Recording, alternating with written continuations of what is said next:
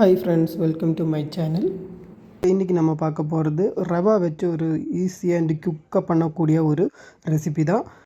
Ingredients வந்து ரொம்ப கம்மியாக இருக்கும் இந்த ரெசிப்பியில். ஸோ குழந்தைகளுக்கெல்லாம் இது நீங்கள் பண்ணி கொடுக்கலாம், ரொம்ப ஈஸியாக பண்ணி கொடுக்கலாம். ஸோ இப்போ நம்ம வீடியோக்குள்ளே போகலாம் ஃப்ரெண்ட்ஸ், வாங்க. இப்போ நம்ம ஒரு பவுலில் ஒரு கப்பு நம்ம மில்க் எடுத்துருக்கோம் ஃப்ரெண்ட்ஸ், சூடான மில்க்கு. இதில் நம்ம ஒரு கப்பு சர்க்கரை போட்டுக்கோங்க. சர்க்கரை போட்டு நல்லா மிக்ஸ் பண்ணிக்கோங்க ஃப்ரெண்ட்ஸ். மிக்ஸ் பண்ணாதான் இந்த சூடான பாலில் சர்க்கரை போட்டால் தான் அது சீக்கிரமாக அது கரைஞ்சி பாலில் சேரும். ஸோ அதனால தான் சூடான பால் எடுத்திருக்கேன்.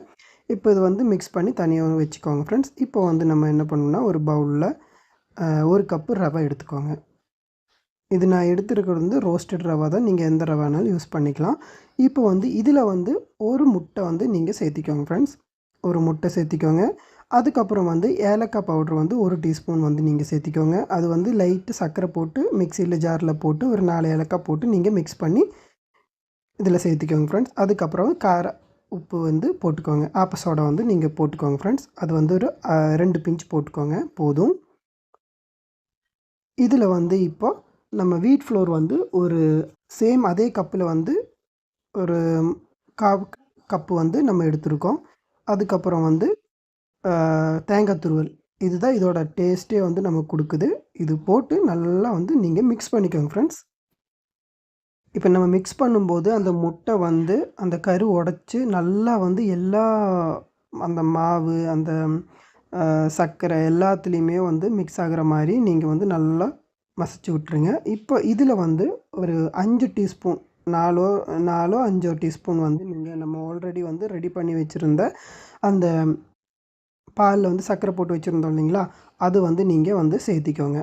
மாவு ரொம்ப கட்டியாகவும் இருக்கக்கூடாது, ரொம்ப லூஸாகவும் இருக்கக்கூடாது. ஸோ அதுதான் அதோட கன்சிஸ்டன்சி. நான் உங்களுக்கு காமிக்கிறேன் ஃப்ரெண்ட்ஸ், பாருங்கள். இப்போ அதோட கன்சிஸ்டன்சி நான் காமிக்கிறேன் பாருங்கள், இப்படி இருக்கணும். அதுக்கப்புறம் பேலன்ஸ் இருக்கிற அந்த பால் அதுக்கு ஊற்றிக்கோ, அதுலேயே மிக்ஸ் பண்ணிக்கோங்க, நம்ம ஆல்ரெடி ரெடி பண்ணி வச்சது. அதுக்கப்புறம் 1 டீஸ்பூன் நெய் ஊற்றிக்கோங்க. நெய் எப்படி உங்கள்கிட்ட இல்லை அப்படின்னா நீங்கள் 1 டீஸ்பூன் குக்கிங் ஆயில் யூஸ் பண்ணிக்கோங்க. இப்போ நம்ம ஒவ்வொன்றா உருண்டை பிடிக்க போகிறோம். உருண்டைன்னா ரவுண்ட் ஷேப்பு, உங்களுக்கு என்ன ஷேப் வேணாலும் நீங்கள் பண்ணிக்கோங்க. இப்போ நான் கொஞ்சம் லெங்க்த்தாக வர்ற மாதிரி உருண்டை பிடிச்சிருக்கேன் பாருங்கள். இப்போ இன்னொரு கடாயில் நம்ம உருண்டை பிடிச்சாச்சு. இப்போ ஒரு கடாயில் எண்ணெய் ஊற்றி சூடு பண்ணிக்கலாம். நீங்கள் ஃப்ளேம் சிம்மில் வச்சுக்கோங்க, போதுமானது. மேக்ஸிமம் நமக்கு ஒரு 5 மினிட்ஸ் ஹீட் ஆனாலே நமக்கு ரவைங்கிறதுனால டக்கு டக்குன்னு வந்துடும். இப்போ பாருங்கள், ஒவ்வொன்றா நான் போட்டுட்ருக்கேன் பாருங்கள், சூப்பராக வந்துட்டுருக்கு. ஸோ பாருங்கள் ஃப்ரெண்ட்ஸ், இப்போ நம்ம ஒவ்வொன்றா போட்டுட்ருக்கோம். போட்டு மேக்ஸிமம் ஒரு 1 சைடு நமக்கு ஒரு 1.5 நிமிஷத்தில் 2 நிமிஷத்தில் நமக்கு பொன்னிறமாக வந்துடும் பாருங்கள். இப்போ நம்ம எல்லாமே இன்புட் பண்ணியாச்சு. இப்போ சைடில் திருப்பி திருப்பி போட்டுக்கலாம் ஒவ்வொன்றா. பாருங்கள், உங்களுக்கு ஃபஸ்ட் சைடு நல்லா பொன்னிறமாக வந்திருக்கு பாருங்கள் சார். பாருங்கள் ஃப்ரெண்ட்ஸ், இப்போ பொன்னிறமாக வந்திருக்கு. இப்போ ஒவ்வொன்றா நம்ம திருப்பி திருப்பி போட்டுக்கலாம். ஸோ ரொம்ப ஈஸி அண்ட் குயிக் அண்ட் ஃபாஸ்ட்டாக நமக்கு இந்த ரெசிபி குழந்தைகளுக்கு ரொம்ப பிடிக்கும். இந்த ரெசிபி நம்ம பண்ணி கொடுக்கலாம் குழந்தைகளுக்கு. ஸோ பாருங்கள், இப்போது செகண்ட் சைடு நல்லா ப்ரௌனிஷ் கலரில் வந்திருக்கு ஃப்ரெண்ட்ஸ் பாருங்கள்.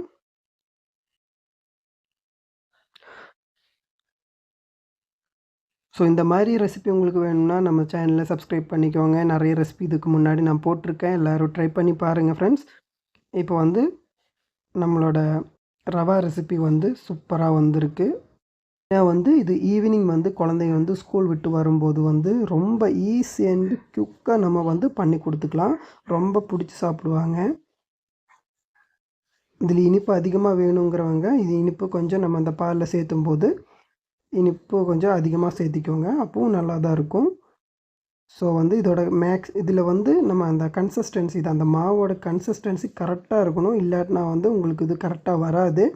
ஸோ எல்லோரும் ட்ரை பண்ணி பாருங்கள். நம்ம சேனல் சப்ஸ்கிரைப் பண்ணாதவங்க சப்ஸ்கிரைப் பண்ணி பாருங்கள். அதோட அந்த பெல் நோட்டிஃபிகேஷன் நீங்கள் ஆன் பண்ணி வச்சுக்கோங்க ஃப்ரெண்ட்ஸ். ஸோ பாருங்கள், நான் இன்னொரு பவுலுக்கு வந்து நான் வந்து ஃப்ரை பண்ணதெல்லாம் வந்து மாற்றி வச்சுருக்கேன். ஸோ சூப்பராக வந்திருக்கு. ஸோ உங்களுக்கு பிடிச்சிருந்தா லைக் பண்ணுங்கள், ஷேர் பண்ணுங்கள், சப்ஸ்கிரைப் பண்ணுங்கள். தேங்க்யூ.